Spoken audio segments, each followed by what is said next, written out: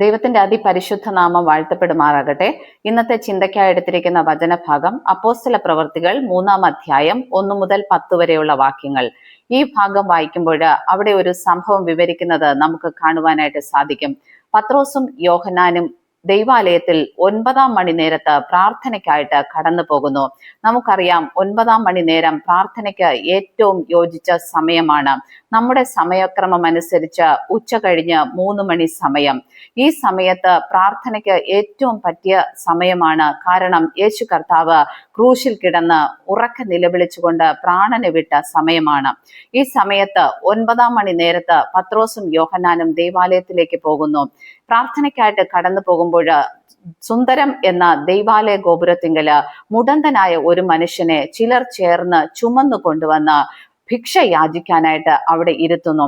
അവനെ സ്ഥിരമായിട്ട് അവിടെ ഭിക്ഷ യാചിക്കാനായിട്ട് ഇരുത്താറുണ്ടെന്ന് വചനം പറയുന്നു. ആ മനുഷ്യന്റെ പ്രത്യേകതയായിട്ട് വചനം എഴുതിയേക്കുന്നത് ഈ മനുഷ്യൻ അമ്മയുടെ ഗർഭം മുതൽ മുടന്തനായിരുന്നു എന്നാണ്. എങ്ങനെയാണ് ഒരു മനുഷ്യൻ അമ്മയുടെ ഉദരത്തിൽ വച്ച് തന്നെ മുടന്തനായിട്ട് തീരുന്നത്? സങ്കീർത്തനം 51-ന്റെ 5-ാം വാക്യം പറയുന്നു, ഇതാ ഞാൻ അകൃത്യത്തിൽ ഉരുവായി, പാപത്തിൽ എൻ്റെ അമ്മ എന്നെ ഗർഭം ധരിച്ചു. ഈ മനുഷ്യൻ മുടന്തനാകുവാൻ അമ്മയുടെ ഉദരത്തിൽ വെച്ച് അവന് പാപം ചെയ്യുവാനായിട്ട് വഴികളൊന്നുമില്ല. എന്നാൽ ഈ മനുഷ്യൻ മുടന്തനായി തീരുവാൻ കാരണം എന്ന് പറയുന്നത് പാരമ്പര്യ ശാപമാണ്. രക്തബന്ധത്തിലൂടെ, ബ്ലഡ് ലൈനിലൂടെ ആ കുഞ്ഞിലേക്ക് പാസ് ചെയ്യപ്പെടുന്ന പാരമ്പര്യ ശാപമാണ് ഈ മനുഷ്യനെ മുടന്തനാക്കി തീർത്തത്. അതുകൊണ്ട് അവൻ അമ്മയുടെ ഉദരത്തിൽ വച്ച് തന്നെ മുടന്തനായി തീർന്നു. പത്രോസും യോഹന്നാനും കടന്നു പോകുമ്പോൾ ഈ മനുഷ്യനെ കാണുന്നു. എന്തെങ്കിലും കിട്ടുമെന്ന് കരുതി ഈ മനുഷ്യൻ അവരെ നോക്കുന്നു. പത്രോസ് യോഹന്നാനോടുകൂടെ ചേർന്ന് ഈ മനുഷ്യനെ ഉറ്റുനോക്കിയതായിട്ട് വചനം പറയുന്നു. എത്രയോ പേർ ഈ മുടന്തനായ മനുഷ്യന്റെ മുന്നിലൂടെ കടന്നുപോയി. അവരവന് നാണയത്തുട്ടുകൾ എറിഞ്ഞു കൊടുത്തിരിക്കാം. പക്ഷെ അവന്റെ മുഖം പോലും ആരും ശ്രദ്ധിച്ചിട്ടുണ്ടാവില്ല. പത്രോസ് യോഹന്നാനോടുകൂടെ അവിടെ നിന്ന് അവനെ ഉറ്റുനോക്കി. ഈ നോട്ടത്തില് പത്രോസ് അവന്റെ യഥാർത്ഥ പ്രശ്നം കണ്ടുപിടിക്കുന്നു. അവൻ ജീവിതത്തിൽ എന്നും യാചകനായിരുന്നു, ഇന്നും യാചകനായിരിക്കുന്നു, നാളെയും യാചകനായി തുടരുവാനുള്ളവനാണ്. അതിന്റെ കാരണം എന്തെന്ന് പത്രോസ് മനസ്സിലാക്കുന്നു. ഈ മനുഷ്യൻ യാചകനായിരിക്കാൻ കാരണം അവന് ഒറ്റയ്ക്ക് ഒന്നും തന്നെ ചെയ്യുവാൻ സാധിക്കത്തില്ല. അവന്റെ ജീവിതത്തില് ഒരു മുടന്തുണ്ട്. ഈ മുടന്തുള്ളത് കൊണ്ട് അവന് പരസഹായം കൂടാതെ ഒരു കാര്യവും ചെയ്യുവാൻ സാധിക്കത്തില്ല. ഭിക്ഷ യാചിക്കുവാൻ പോലും മറ്റുള്ളവരെ ചുമന്നാണ് അവനെ അവിടെ കൊണ്ടുവരുന്നത്.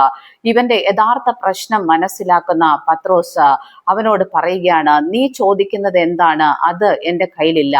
വെള്ളിയും പൊന്നും എൻ്റെ കയ്യിലില്ല. സമ്പത്ത് പ്രതീക്ഷിച്ചാണ് ഈ മനുഷ്യൻ പത്രോസിനെയും യോഹന്നാനെയും നോക്കുന്നത്. പത്രോസ് പറയുകയാണ്, വെള്ളിയും പൊന്നും എൻ്റെ കയ്യിലില്ല. ഈ മനുഷ്യൻ ഒരുപക്ഷെ നിരാശ തോന്നിയിട്ടുണ്ടാകാം ഈ വാക്ക് കേട്ടിട്ട്. എന്നാൽ യഥാർത്ഥമായ അത്ഭുതം നടക്കുന്നത് അതിന് ശേഷമാണ്. നമ്മുടെ ജീവിതത്തിലും പലപ്പോഴും പല മേഖലകളിൽ നമുക്ക് കുറവുകൾ ഉണ്ടാകാം. സാമ്പത്തികമായിരിക്കാം, ആരോഗ്യമായിരിക്കാം, പല മേഖലകളിലും കുറവുകൾ ഉണ്ടായിരിക്കും. നമ്മൾ ഈ കുറവുകൾ വച്ചുകൊണ്ട് തന്നെ ഓരോ ദിവസവും പലരോടും യാചിച്ച്, പലരുടെ സഹായത്തോടുകൂടെ അല്ലെങ്കിൽ ദൈവത്തോട് യാചിച്ച് ഡെയിലി ലൈഫ് ജനിച്ചു പോയത് കൊണ്ട് വലിച്ച് ഇഴച്ച് മുന്നോട്ട് കൊണ്ടുപോകുന്നവരാകാം. എന്നാൽ നമ്മുടെ ജീവിതത്തിലെ യഥാർത്ഥ പ്രശ്നം എവിടെയാണെന്ന് കണ്ടുപിടിച്ചാൽ നമുക്ക് ഈ വിഷയത്തിൽ നിന്ന് എന്നേക്കുമായിട്ട് ഒരു പരിഹാരം കണ്ടുപിടിക്കാനായിട്ട് സാധിക്കും. ഇവിടെ പത്രോസ് ഉറ്റുനോക്കി ഇവന്റെ മുടന്താണ് ഇവൻ ജീവിതകാലം അത്രയും യാചകനായിട്ട് തുടരുവാൻ കാരണമെന്ന് കണ്ടുപിടിക്കുന്നു.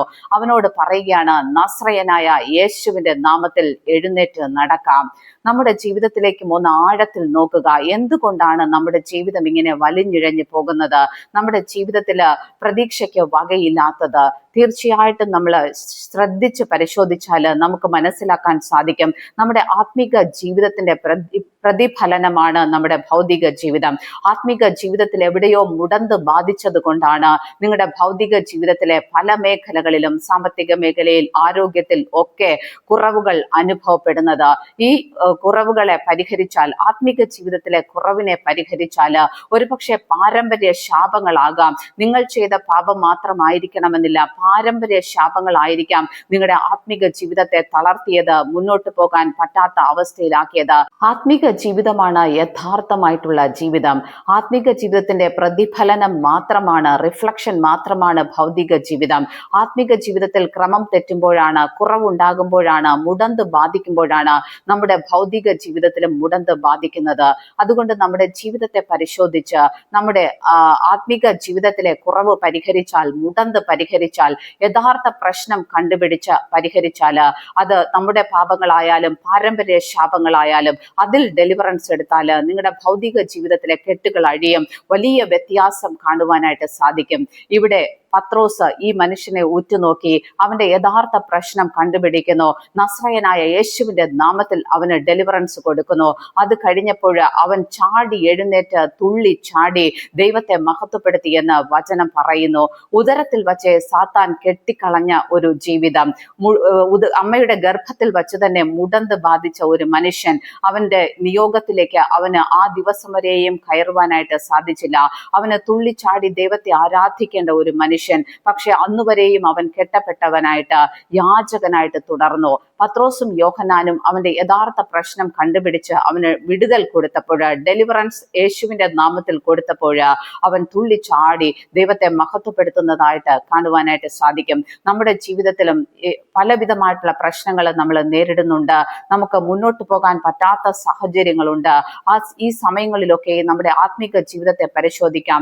എന്തെങ്കിലും പാരമ്പര്യ ശാപങ്ങൾ നമ്മളെ പിന്തുടരുന്നുണ്ടോ എന്ന് കണ്ടുപിടിക്കാം.